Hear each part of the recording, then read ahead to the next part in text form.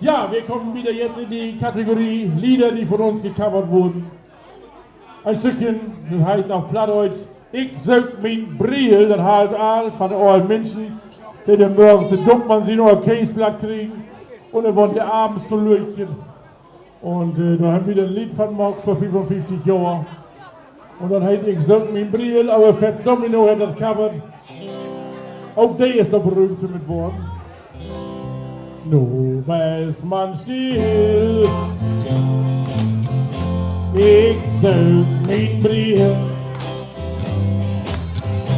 wenn ich lesen will. Da geht mir am Brief, so elend will, ich nehm am Brief. Wenn ich lesen will,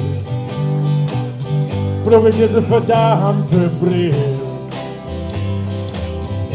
Wenn die Menschen alle Wort, was mit Kicken, was schlecht.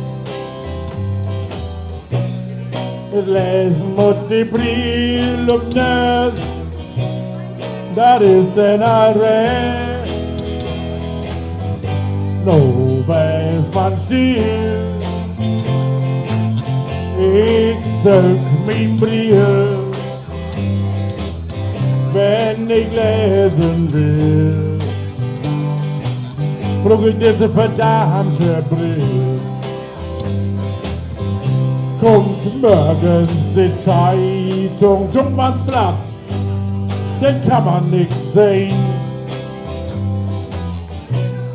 Immer ist die Brille und das sei das wieder gone. So elend will ich nehm am Brief, wenn ich lesen will,